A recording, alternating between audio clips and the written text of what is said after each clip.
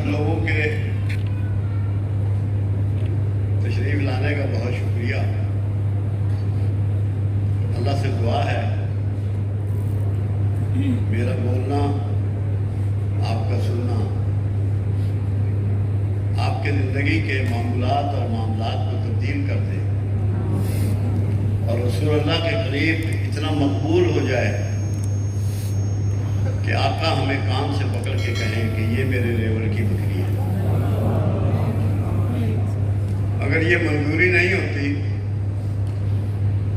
تو یہ وقت کو ضائع کرنے کے مترادف ہے۔ اس لیے لگن آپ کے ساتھ جڑی ہونی چاہیے، آپ کو یہ پتہ ہو، یہ معلوم ہونا چاہیے کہ یہ لمحے اگر قبول ہو گئے تو بہت سے گناہوں سے نجات مل جائے گی، کیونکہ یہ تو ہر شخص جانتا ہے کہ آپ ہی شفاعت فرمانے والے ہیں، گناہوں سے بخشش لے کر دیں گے۔ اور صرف آپ لوگوں کو نہیں، کہ قرآن حکیم یہ کہتا ہے کہ ہم نے محمد رسول اللہ صلی اللہ علیہ وسلم کو تمام جن و انس کے لیے معبود فرمایا، تو صرف ہمارے لیے نہیں، آپ سب کے لیے بخشش کا ذریعہ بنیں گے۔ اللہ نے اپنے رسول کو بہت بڑی وسعت سے نوازا ہے۔ جب خطاب عطا فرمایا رحمت للعالمین کا، تو اللہ کو تو پتہ تھا، اور اللہ کو پتہ ہے کہ یہ سب کی طرف اس کو رسول بنا کے بھیجا گیا ہے، تو مشرک بھی ہیں، بت پرست بھی ہیں، اللہ کو نہ ماننے والے بھی ہیں، ہر طرح کے لوگ موجود ہیں۔ تو اتنی وسعت ہے کملی والے میں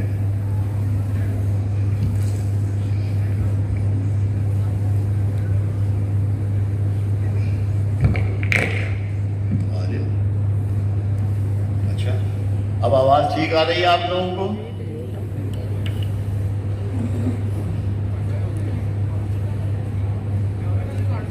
بہت سی عبادات پروردگار عالم نے ہم پر نافذ کی،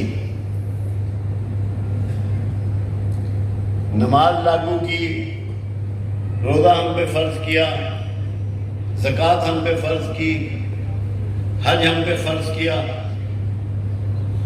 مگر کمال حسن کی بات یہ ہے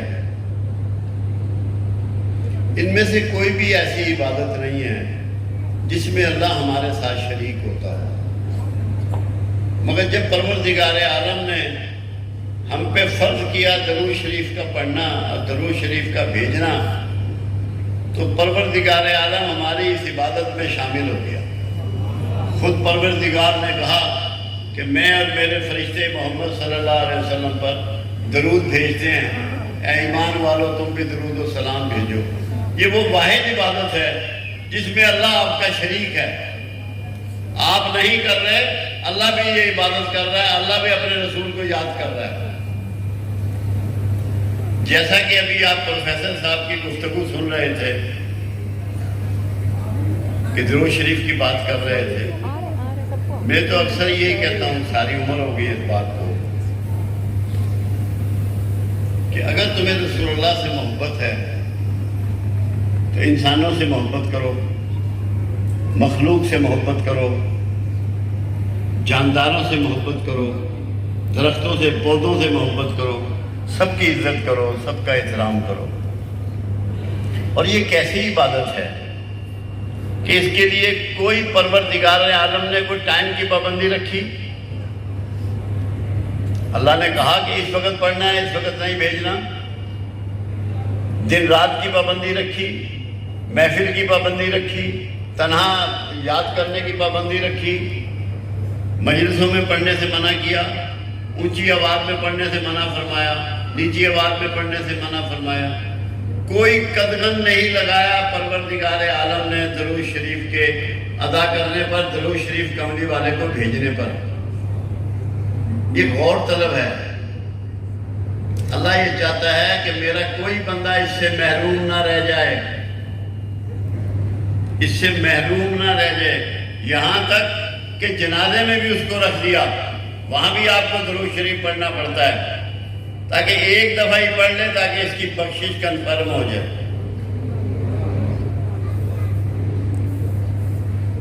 تو اللہ نے اس کے لیے کوئی ایسی بائنڈنگ نہیں لگائی کہ جس کی وجہ سے آپ تسائل کا شکار ہوں یا درود شریف کملی والے پہ بھیجنے پہ آپ کو لے تو لال ہو۔ اگر اتنی آسانی کے باوجود کوئی آپ کو نہیں کہا کہ پہلے وضو کر لو، قبلہ رخ بیٹھ جاؤ، ابھی زوال کا ٹائم ہے، ابھی نہ پڑھنا، ابھی نہ بھیجنا، کوئی پابندی نہیں لگائی۔ اس کا مطلب یہ ہے کہ کملی والے کی یاد سے آپ 24 گھنٹے مزین رکھیں اپنے آپ کو، 24 آور، کیونکہ یہ وہ اب لفظ جو استعمال ہوا قرآن میں وہ درود پڑھنے کا لفظ نہیں ہے، درود بھیجنے کا لفظ ہے۔ بھیجنے کا لفظ پروردگار نے کیوں استعمال کیا؟ کیا اللہ کے پاس پڑھنے کا لفظ نہیں تھا؟ بھیجنے کا مطلب یہ ہے کہ آپ نے بطور گفٹ بھیجنا ہے، اور گفٹ اس لیے کہ گفٹ ریجیکٹ نہیں ہوتا۔ بھیجنے کے لفظ میں یہ کنفرمیشن ہے کہ جو شخص کملی والے پہ درود بھیجے گا اس کا درود قبول کر لیا جائے گا۔ یہاں لفظ ہے بھیجنا، پڑھنا نہیں ہے۔ جب آپ کو یہ کنفرم ہو جائے کہ جو میں تحفہ سرکار کی طرف بھیج رہا ہوں، اور اللہ نے یہ اہتمام کیا ہے کہ جو شخص بھی کملی والے پہ درود بھیجتا ہے اس کے ماں باپ کے ناموں کے ساتھ وہ درود شریف کملی والے کو پیش کیا جاتا ہے اور آپ قبول فرماتے ہیں۔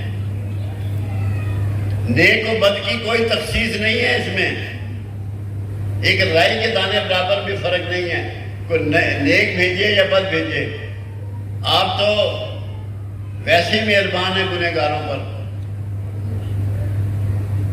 ان کی تو ہمدردی آپ نے کرنی ہے، ان کو تو اللہ سے پناہ لے کر دینی ہے، اللہ سے معافی لے کے دینی ہے۔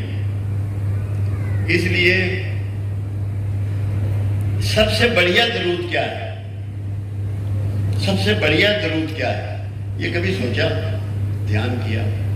جو بھی کلمہ گوئے رسول ہے اس کا احترام کر دو، تمہارا سب سے بڑھیا درود کملی والے کو پہنچ جائے گا۔ اس وجہ سے احترام کرو کہ یہ کلمہ گوئے رسول ہے، اس کا احترام کر دو، اس کی عزت کر دو، اس کو سلام پیش کر دو، تمہارا درود کملی والے کو پہنچ جائے گا اور مقبول ہوگا۔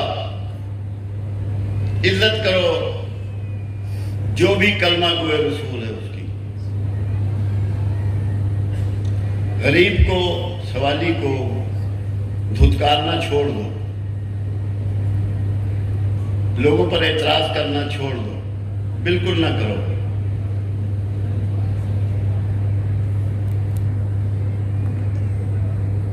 کیونکہ ہمارا موضوع جو ہے وہ ہے رسول اللہ صلی اللہ علیہ وسلم کی پیروی، اصل راستہ۔ اس کو بھی سمجھ لیں، آدم علیہ السلام سے لے کے رسول اللہ صلی اللہ علیہ وسلم تک بے شمار انبیاء اور رسول آئے ہیں جن کی ڈیٹیل ہمیں نہیں معلوم، ہمیں انہی کا معلوم ہے جن کا تذکرہ قرآن حکیم میں آیا ہے۔